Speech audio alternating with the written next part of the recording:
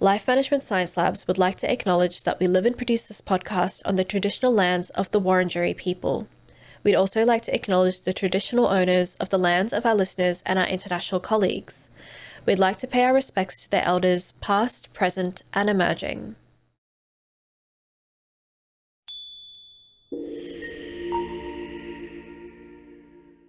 Hello and welcome to Reloscope, the Relationship Science Insights podcast produced by LMSL, the Life Management Science Labs. We are champions in life management science, providing structured insights informed by science and inspired by practice on key aspects of conscious living. Each week we bring you scientific and practical insights on each element with the expert knowledge of professionals in the field. I'm your host, Aditi Kutty. Let's get on with the show. Welcome back to Reloscope, the Relationship Science Insights podcast. I am here today with Amanda Lambros, who is a relationship counselor and sexologist. Amanda, welcome to the show. Thank you so much for having me. I'm really going to appreciate looking forward to today. For sure. I'm really excited to talk. I don't think we've covered, we're going to be talking about confidence and finding confidence in flirting and that early kind of relationship stage, which I haven't actually talked about all that much on the show yet. We've had like maybe one episode about it so far. But most of the time I get to talk about like already being in a relationship as opposed to the acquisition of one. So yeah, this will be an interesting one for sure. Brilliant. I guess before we kind of get into that, can you tell the audience a little bit more about yourself? So I am originally a Canadian who came over to Australia about 21 years ago. So I've spent a few decades here now, although I don't sound like it. I came over mostly, the main reason was to study my master's of forensic sexology. So I finished that degree possibly like on a Wednesday, went out celebrating with my girlfriends on a Friday, met my husband, and as I say to most people, like all over Red Rover, I was like, hot island, cold country? Yeah, I'm going to stick with hot island. I'm good with that. So I remained in Australia ever since. I've been a relationship therapist for over 2 decades. Absolutely love it. I would say that I started like most therapists, looking into anxiety and depression. And it just wasn't a challenge for me. Like it was so easy that my clinical supervisor at the time said, if you're really looking for a challenge, start working with couples. And I was like, challenge accepted. And I've just absolutely loved it ever since. So over the years, I've worked at a university managing a really large unit on evidence-informed health practice. I'm the author of quite a few textbooks, so I know that sounds rather geeky, but as an academic, that's one of the things that we tend to do.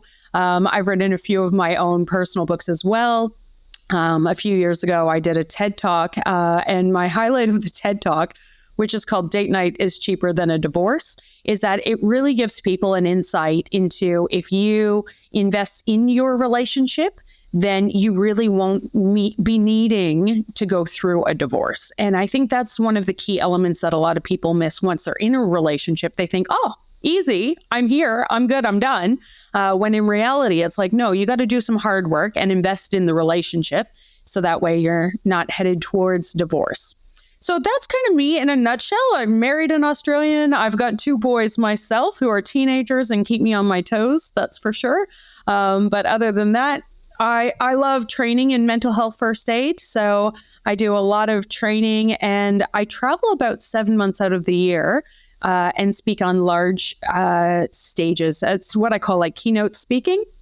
So I travel, speak on large stages and, share some insights.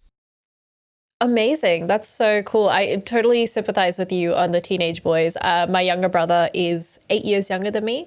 So I fully understand what it's like to have to coexist with a teenage boys. Well, vastly different than teenage girls. Oh, they really do. Terribly so.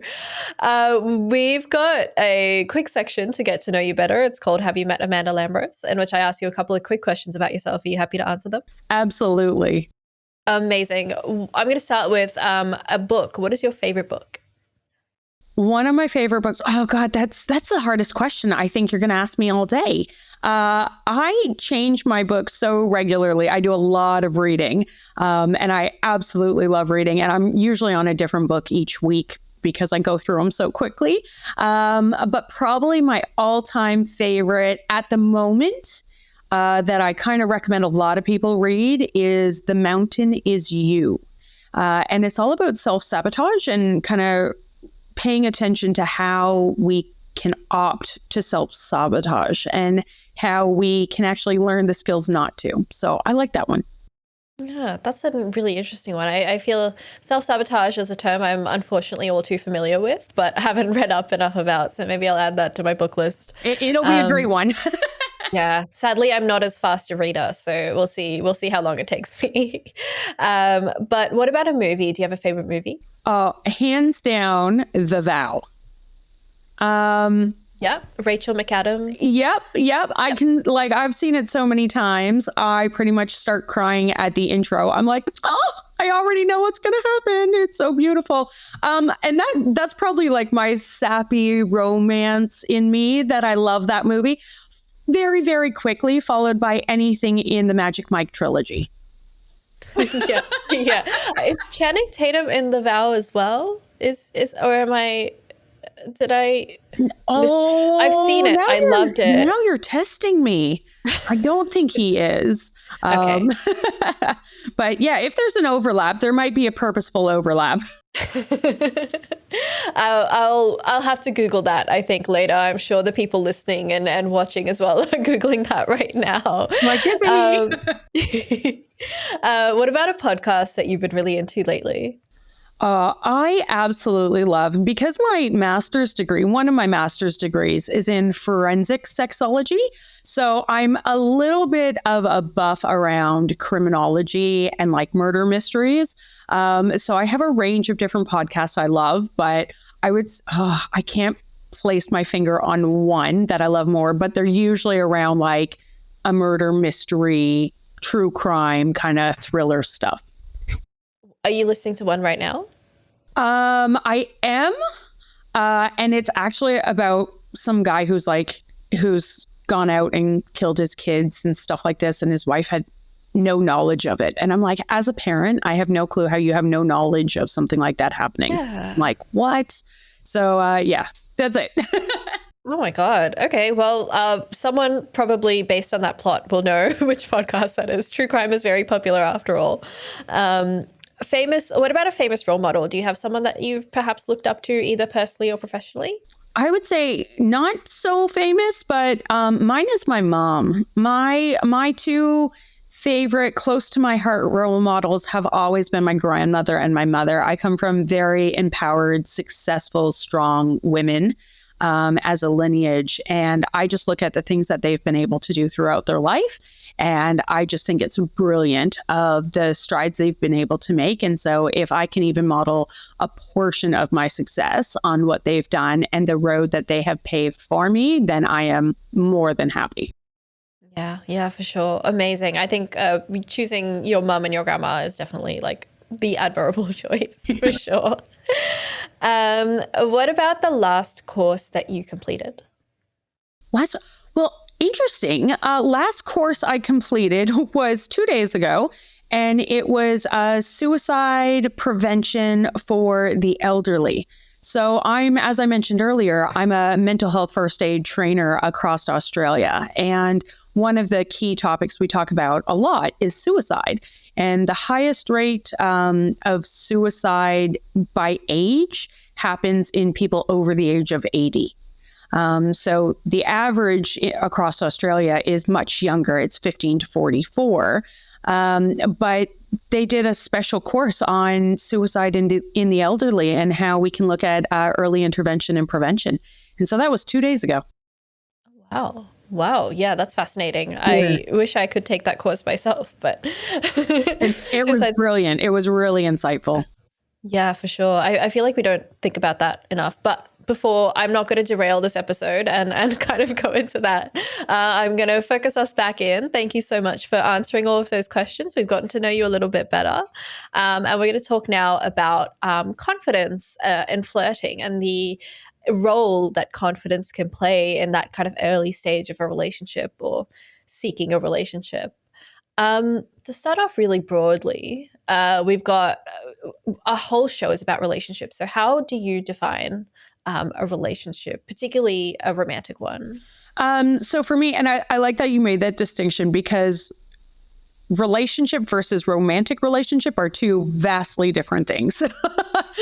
So a relationship can be simply something that you are in with another person that you're choosing to do a little more than norm is what I'm going to say. So if you're roommates, that's one thing. A little more than norm is that you're actually going on dates or you're spending additional time with the person. When it steps into a romantic relationship, it's that your mind is actually focusing on that person. You're actually thinking about how can I best look out for them, and how are the decisions I'm going to make impact us as a relationship. And so I really, really do look at it as like, this is me, this is my partner, and then this is us. And so when you're constantly considering the us component, that to me is a romantic relationship. Right. Yeah. Yeah. And do you feel like romantic relationships have changed over the past few decades, whether that be in their structure or their meaning or importance? I think because we live in what I'd call now a fast society.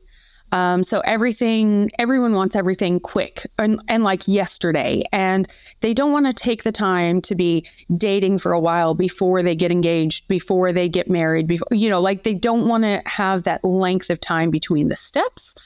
So it's all like quick, quick, quick. We got to do this. We got to do that.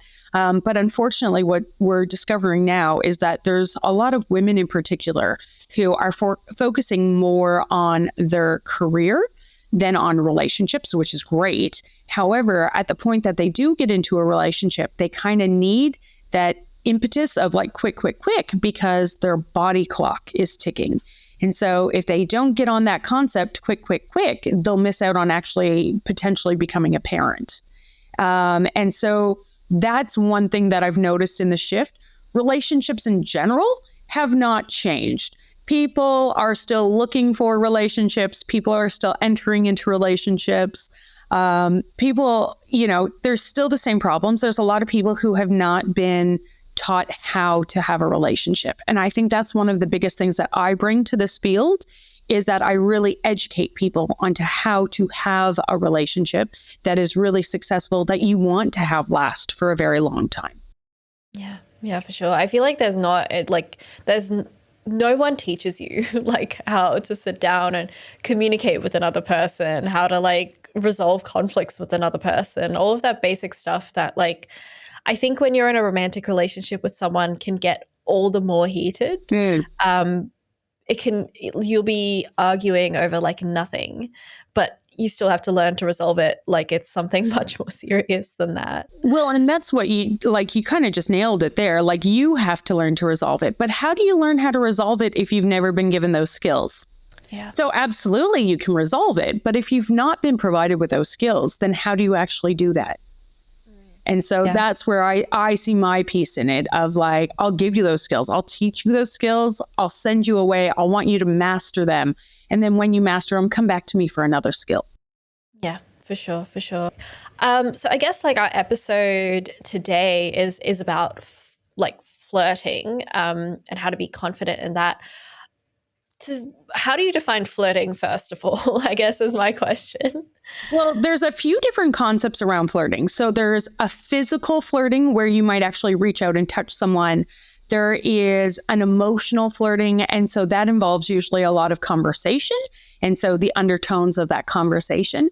And then there's what we call this physiological invisible flirting. And that might be like the shot of the eyes across the room or like something like that. So there's three real defined components of flirting.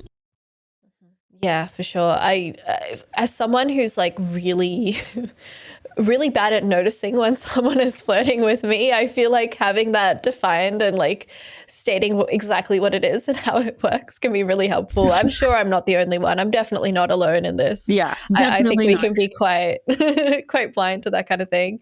I guess what is then the connection between I assume that attractiveness is factors in this somewhere, and that you're probably going to flirt with someone you find attractive. Like, what is the link between the two? it does, but it's funny because attractiveness is not usually the first thing that's evident with flirting. So usually it's actually self-confidence. Okay. And so a person could be like, what someone else would consider to be a 10 out of 10 attractive. But if they don't have self-confidence in that 10 out of 10 attractive persona, then the flirting is going to fall flat on its face. So it's almost like take a step back and understand where confidence plays a role in flirting. And so if you're confident about your approach and then confident towards being able to approach somebody else or, smile a certain way or, do that little eye shot around, that becomes the kind of number one key component of flirting. So yeah, self-confidence. Self-confidence. And this is, I guess, the big question. How do you appear confident when flirting? There's so many different ways to consider, but it's self-assuredness. And I think that's the thing is everyone exudes confidence a little bit differently. Sometimes you'll physically see it in somebody's body, like they might hunch their shoulders if they're not confident, whereas they actually might stand up really straight with broad shoulders if they are confident. One of the things, a researcher named Aditi Kutty wrote a book, and it was all about a stance. And that there's like this Superman pose where you actually put your hands on your hips and you're posing pretty confidently. And that's something we can actually do as a trick to confidence. But we know that self-assuredness actually attracts others. So confidence is an attractive quality that really essentially draws people to you. And it's almost like an invisible is what I'm going to say, because you can kind of see it on some people, but some people, they don't necessarily display that confidence physically, but it's like this, how do I say, it's just like this vibe that they just signal to others, like, I'm confident, come and talk to me. Yeah, for sure. How do you begin to feel that confidence? Like because I'm assuming it definitely doesn't come naturally to me. I'm assuming for most of people as well, it just doesn't come naturally. So how do you begin to cultivate that in yourself? I think that's a brilliant question because like you pointed out, like you're right, it does not come naturally to a lot of people. Some people it does, but not to a lot of people. And so unfortunately, sometimes people have to like fake it till they make it. But there are skills and strategies you can learn to do that faking thing. So I go back to the Aditi Kutty because that's what she studied. That's what her PhD was on. And when she wrote this book, part of it is simply just kind of putting your hands on your hips and like standing in a confident pose, like the Superman pose is what they call it. If you do that for a period of 5 to 10 seconds, so not a long time at all, it kind of rewires stuff in your brain and kind of goes, hey, I'm confident about this situation. But again, you got to fake it till you make it. So it's like learning the right techniques. And the other thing is nonverbal cues matter so much. And so understanding that confidence just isn't look at me or the words that I'm expressing, it's also a lot to do with body language, your tone of voice, your facial expressions. And so if you're like looking down to the floor, that's not a confident pose. Where if you're like looking up, chin's up, you can actually see that the chin is forward. That's good posture towards making eye contact, towards using assertiveness, but being very respectful in the gestures as well. And all of that is like the package deal that enhances your flirting. Yeah, for sure. I guess my question then is like, what are those nonverbal cues? Because I feel like they're like the majority, like so much of it is probably just nonverbal stuff that we don't necessarily have control over. What are those cues? And I know there's so many. So let's like, I guess, focus it in on like in the context of flirting. Like what might they be? Okay, so first and foremost, chin up. So anytime your chin is above, like, so imagine your neck, right? Like your neck has, let's say, 100 points on it. If your chin is below 50 points, that is not confident. And so you want to make sure that your chin is kind of roughly at like the 75% mark. Does that make sense? That makes sense. Yeah. Okay. So it's like, yeah, just assume like down in the bottom of the pit of your throat here is a 0. The top of your neck is 100. You want your chin to be sitting at 75. Anything that and above really shows confidence. That's one thing. The next is the broad shoulders. So rather than having rounded shoulders move forward, because that's a lack of confidence, you actually want your body posture to kind of put your shoulders back.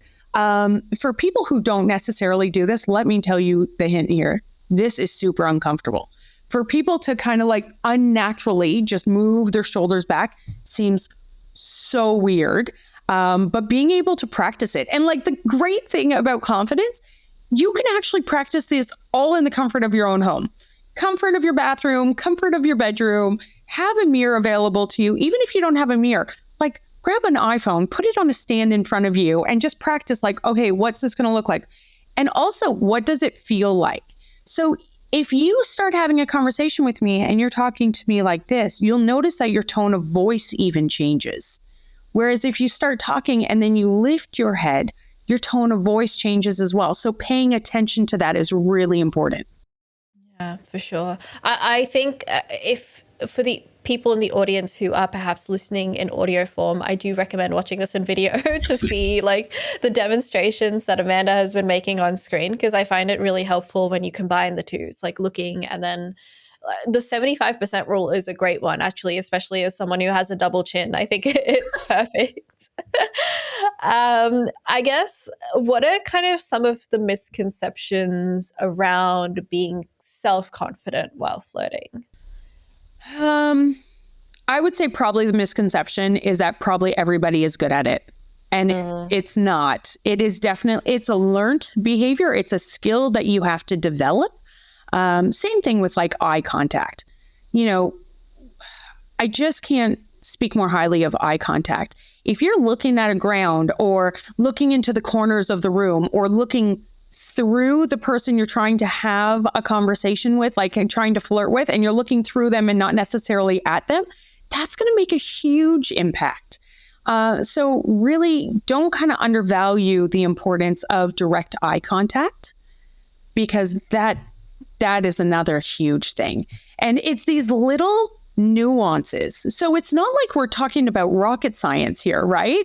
It's just tiny little nuances. Instead of looking down or looking up or looking to a corner, look directly at the person eye to eye. Now, I'm going to say this. Don't stare at somebody. That's creepy, right? If you're like staring at somebody wide-eyed across the room, that's not flirting. So typically really great research has been put out there that if you actually look at somebody, hold the gaze for roughly 3 seconds, so not long at all, and then look away, that's all you need for a confident eye-to-eye flirt. Now, don't look away and never look back at the person again. You're going to have to look back at them again. But again, you don't want to hold the eye gaze too long, but you also want to be able to look at them. Don't be looking at the floor and the ceiling. Yeah, for sure, for sure. Is there an interval for the time between yeah, like 3 seconds, 3 seconds, yeah. Yeah, but like between those 3 second glances, is there like, how long do we wait, I guess? I know this makes it seem so clinical, but I'm just wondering if that research is out there at all, if anyone's kind of looked into it. There absolutely is research out there on this. And I think that's brilliant that someone has gone out of their way to study this, which is great. But it's less than 2 minutes. So you want to gaze up at someone for about 3 seconds, then you look away for less than 2 minutes, which kind of gives someone that opportunity for their brain to go, hey, I think that person was looking at you. Pay attention to them. Then they will redirect their focus to you. And if you look up at them again and your eyes meet, it's like connection. That's what you want. You want the genuine connection of like, yep, now you've caught my eye. Yeah, for sure. Are there kind of like, we've already talked a little bit about the challenges of like confidence and why that might be difficult to cultivate. But I want to know about the challenges of like flirting. What are some of the issues that people have? Is that they're terrified to do it.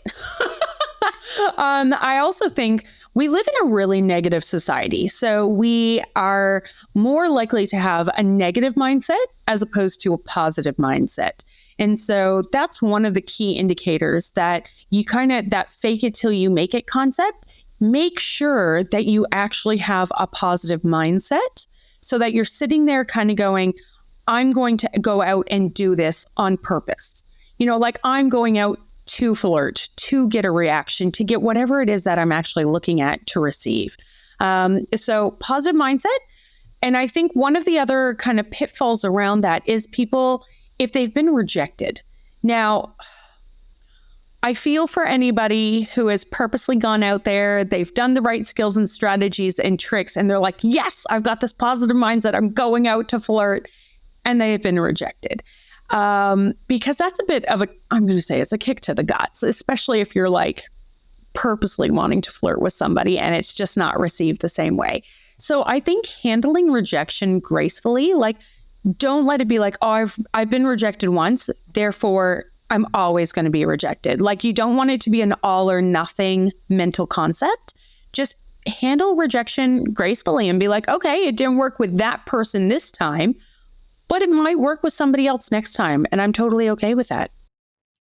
Sure. I think there's this kind of patterns that people, particularly on the internet, have noticed about like mostly men, I think, finding it difficult to accept rejection. Like they often feel like it's the fault of the other person as opposed to just them simply not being attracted to you. Like there's not really much, it's kind of beyond your control.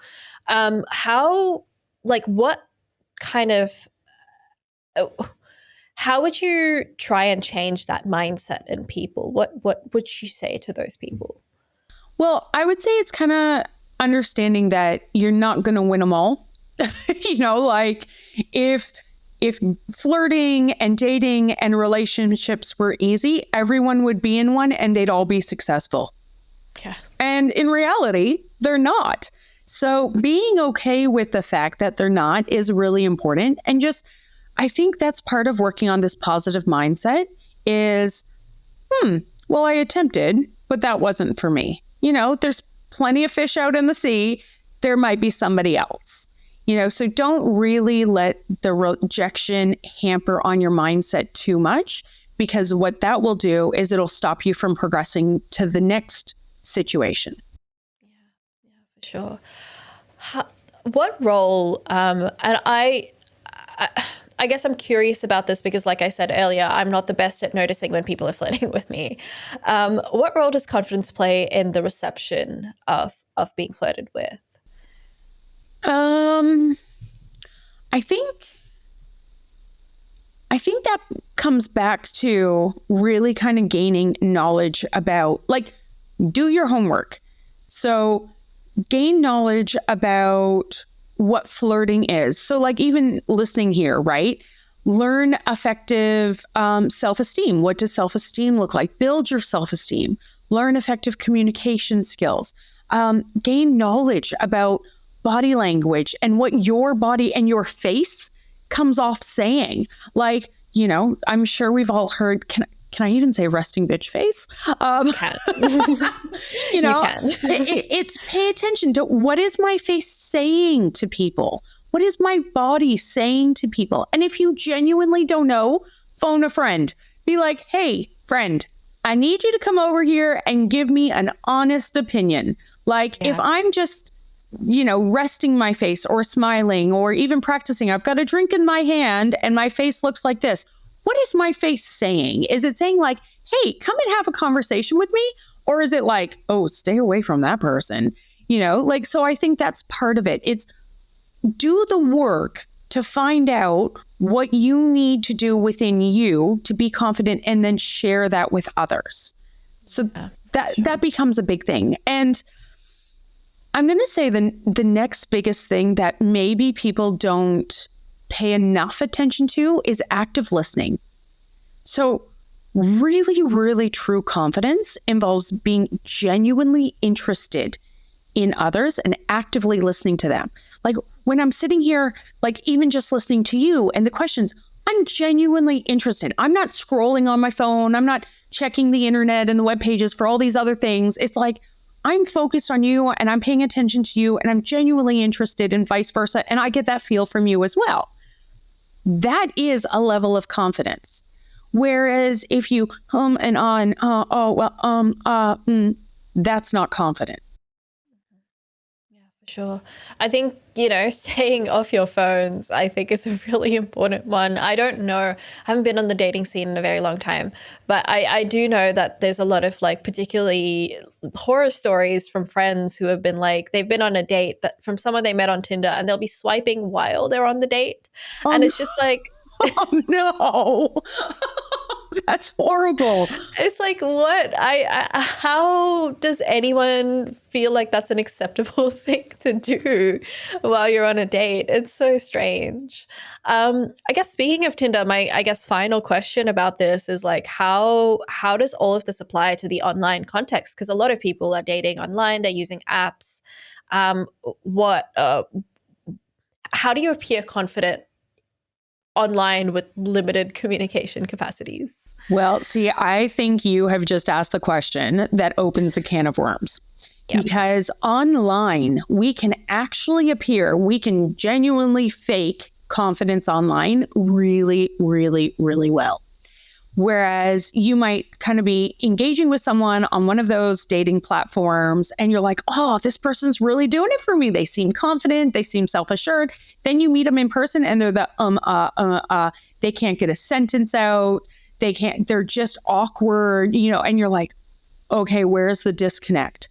And the disconnect is that in online environment, they had the time to think about it. They had the time to go, okay, how can I sound cute and witty and fun? And, so they can really put thought and effort into it. Whereas in the moment, in present time, face to face with someone, you just don't have the time to think about how am I going to say this, or how can I sound cool and witty, or how do I just put in a cute little humorous thing? It's you've got to be on the go, absolutely on point when you're face to face. And I think that's one of the biggest challenges is that people go overboard with sounding fun and witty and cute and whatever online. And then when they meet them in person, you're like, oh, wow, this is not what I was expecting. And then, it may not actually eventuate to a second date because there was just such a disconnect. Yeah, for sure. I think that there's also that what you were talking about earlier about body language, right? Which is kind of missing when you're having conversations just over text. Yeah. And you kind of have to be on top of that when you meet them in person, and actually display the right signals. So hopefully those people are listening to this episode. And I would actually, just to add to that, it's really important to understand that there needs to be a balance. So confidence has to be balanced with respect and consent and understanding of boundaries. So genuine confidence is actually really, really attractive. It has that magical energy that attracts you to other people and attracts other people to you. So it's kind of like this, it's like a magnet, right? Really great confidence is like a magnet. Whereas arrogance or disrespect is really off-putting. So confidence in flirting is really all about being comfortable with yourself, comfortable with others, valuing others and their boundaries as well, which is so important, but also creating a meaningful connection with mutual respect on shared interests. There's so many different things. There's the variables involved in flirting are huge, and it definitely needs to be balanced. And if it's not balanced, that's where people go, oh, they were just arrogant, or they didn't understand my boundaries, and that's why I don't want to be anywhere near them. And so if they're arrogant or not understanding boundaries, they actually are not attractive at all. It's that polar opposite of if you have two magnets that attract and then you flip one magnet over and it pushes it away, the flip side of the magnet is that arrogance. Does that make sense? No, that makes perfect sense. And I do agree. I think that there's a certain level, there's a certain point where confidence can kind of push into arrogance when you don't respect the people that you're interacting with and communicating with. Mm-hmm. And that's, for me personally, I find that really off-putting. I do wish a lot of people out there would find it more off-putting than I think they do, but I definitely agree. I'm with you on that one. I might. We could keep going, I guess, forever on that. But I wanted to move on to our practice/habit experiment debrief, where we try to put what we've discussed into practice in some way. So, Amanda, what is a practice that either you have done or you have recommended to other people to make themselves a more successful flirter, or if that's a noun, flirty, whichever. And I did already touch on it a little bit, and I will absolutely reinforce it. It is the study done by Aditi Kutty, and it is a matter of putting your hands on your hips and doing that Superman pose. In the Superman pose, your chin needs to be at like the 90 to like 100. Like it needs to be really looking towards the sky, super like great Superman pose. Hold it for an extended period of time, 5 to 10 seconds. Right. Do it about 3 times before you're like going into that process of flirting. That's a brilliant way to start increasing that internal confidence. Right. And I guess it's the kind of thing you can do alone before you head out as well. Like, Really? What are kind of 3 good things about this practice? Like about flirting or just about the pose. Yeah. Okay, so 3 great things about the Superman pose is you can do it in the privacy of your own home. Like you don't need to walk into the middle of a bar and be like, hello, I am here, and create a Superman pose. That, you know, that's probably not going to win you many points there. So I'd say first and foremost, it can be done in the privacy of your own home. Secondly, the benefit is that it's actually research-based. So we know that there is evidence around the benefits that this will create. And thirdly, it's something that you can practice, because I think that's the big thing, is that you don't just do it once and never do it again. You've got to try practicing it over and over again. And so it's not hard. It's a very simple thing to be able to do, that you don't have to go and read a book. You don't have to go and download something. You don't have to journal. It's like, put your hands on your hips, put your chin towards the sky, and hold that pose for a few seconds. So I'd say those are the 3 benefits. Yeah, for sure. What are the challenges when you do this practice? And you kind of briefly mentioned, like, maybe just walking into a bar and posing for 5 seconds might not be the best idea, but what are some of the other issues with it? I would say probably, if I was going to nail down 3 challenges, is that people think it's ridiculous. So people are like, this is ridiculous, I'm not going to do it. And so they already have a limiting belief around the purpose or the value of doing it. And so they just won't action it. So I think that becomes probably the biggest limitation of it. I think sometimes people try something once and don't get the immediate response that they want. So again, they're going to not do it. Like they kind of want to see that immediate response. And if they're not getting it, they're like, oh, that didn't work for me. Okay, move on. And I think thirdly, if I had to think of a third limitation for this one, I think if you told your friends about it, that you were like doing the Superman pose, they might make fun of you. Like, that's what friends are for. I think that's a given. You could be doing the most normal thing ever and they'd make fun of you anyway. Yeah. So. And I guess like my final question around that is that, based on your experience, how would you, like, do you have kind of another habit or another practice that you would combine with the pose to improve it? Well, actually, yeah. Another thing I would combine, and again, this is done in the safety of your own home, and what you need is you need a mirror. Regardless if it's a bathroom mirror or a bedroom mirror or whatever, you need to attempt to gaze at somebody else's eyes. Well, if you're gazing at your own eyes, bonus. So literally kind of like move your shoulders to the side And instead of like front on, because sometimes we don't tend to flirt front on, we tend to flirt with our body posture kind of on an angle.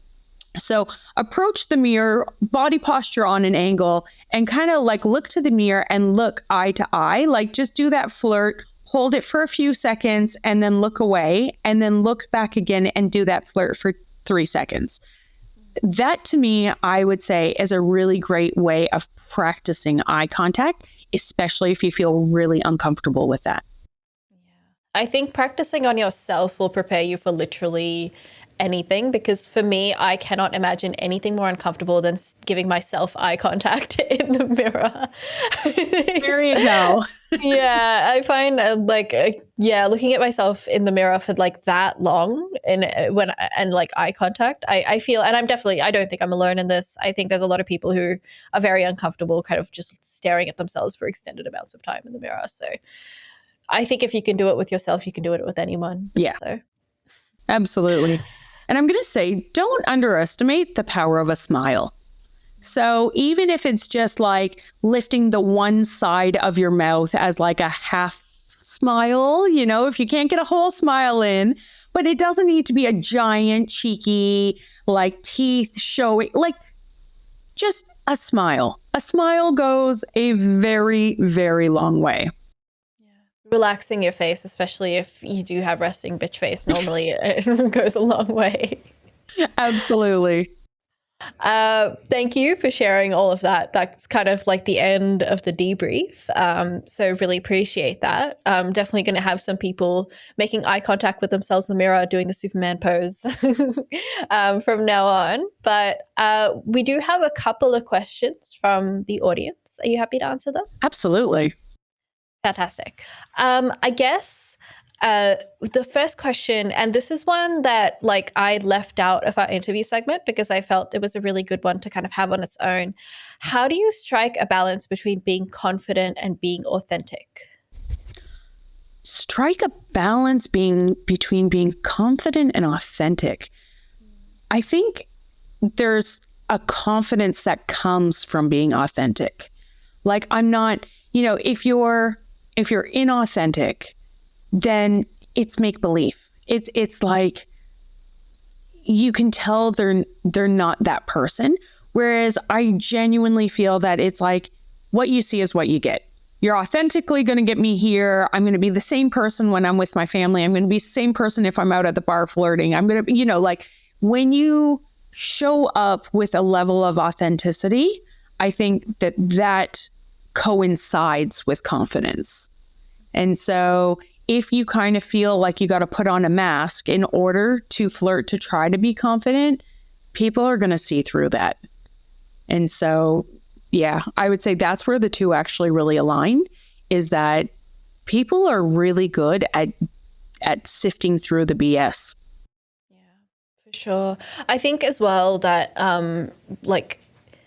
when you're inauthentic, it's harder to fake that, as opposed to you've got the fake it till you make it stuff to kind of help build your confidence. But if you're already being yourself within that, it just kind of helps make that process a little bit easier. You're not like making up a whole persona that you then have to like maintain whenever you talk to people. So yeah, I totally agree with that.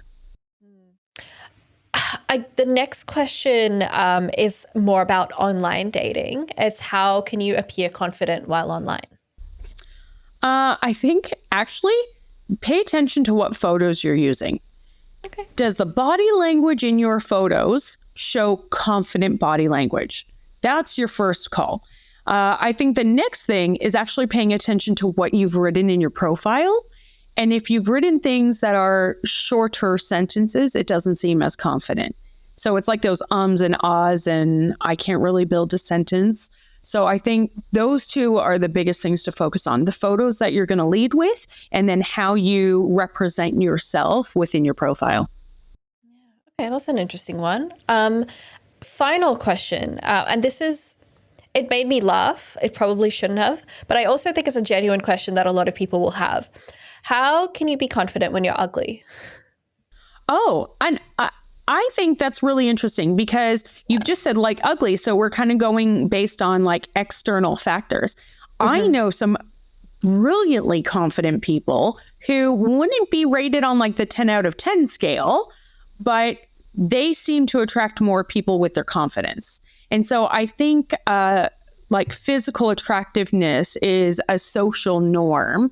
And depending on where you are, that norm's going to be vastly different. So I have to say that I've seen some extremely beautiful people who are absolutely ugly on the inside.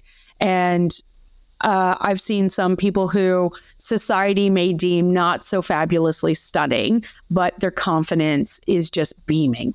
So I think we kind of have to look past the physicality of it, and you tend to shine more from the inside out.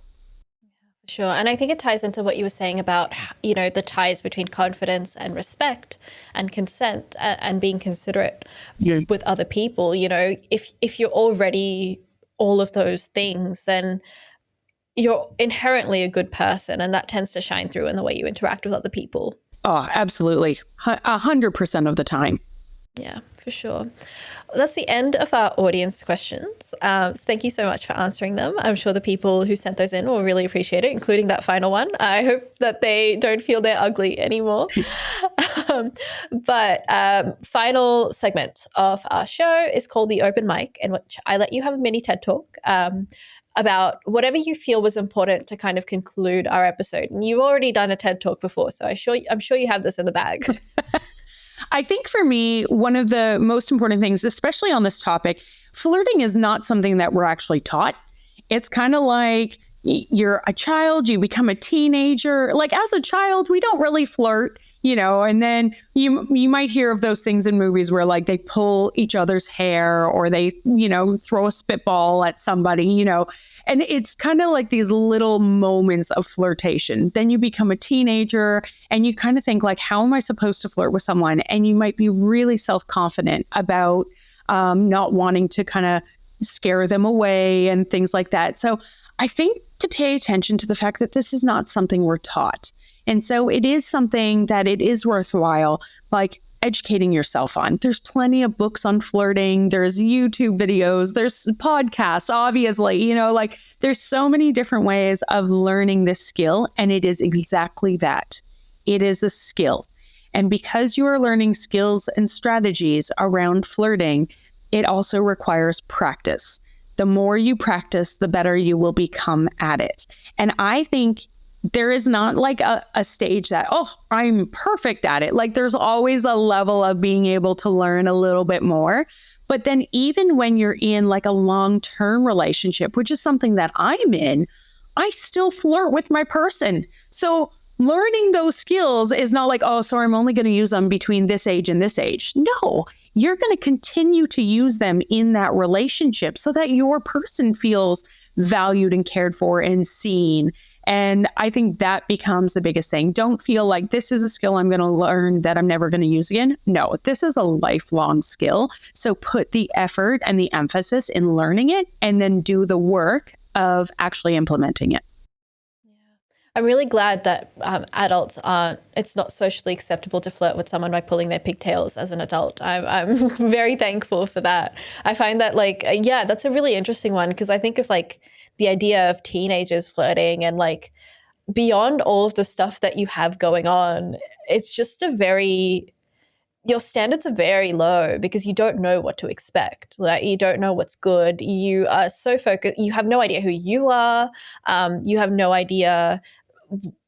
The media is kind of giving you all these ideas of like what you should be attracted to. And it's kind of like influences you so much to interact with people in ways that don't necessarily work. And unfortunately, I think that some people don't know how to evolve in their flirting, how they flirt with other people past what they were in high school. And yeah, it's important to kind of learn how to properly interact with people, I think. Absolutely. Absolutely. Yeah, sure. Well, thank you so much for chatting to me today. I've had such a lovely time. Where can people find you if they're looking for your work? I would say the best place to find me is online and directly at my website, which is amandalambros.com. From there, you can actually see all of my like online programs. I actually offer online programs and courses in self-esteem. So it's like, go online, see what's there and available. If you want to watch my TED Talk, it's there as well. So just type in Amanda Lambros, or even date night is cheaper than a divorce. And I am very visible online, so I don't think they'd have a hard time trying to find me. Yeah, no, absolutely not. We'll have, as most of those links, I think all of those links off the top of my head, in the description of YouTube, Spotify, all of that. So definitely check that out down below. Thank you so much for joining me today. I have learned a lot as someone who knew very little going into this. So thank you. Thank you for having me. It's been an absolute delight. You've been listening to Reloscope, the Relationship Science Insights podcast produced by LMSL, the Life Management Science Labs. For more episodes like this from 10 different life management perspectives, search LMSL on YouTube, Google Podcasts, Apple Podcasts, and Spotify, or wherever you find your podcasts, so you can get updated on everything we have to offer. We have a wide range of topics readily available for you to check out. If you enjoyed this episode, please consider rating our show, sharing it, and subscribing to our channel, as it helps us grow and bring you more quality resources. More of our work can be found at re.lmsl.net, where you can join our movement. I'm Aditi Kutty. Thanks for tuning in.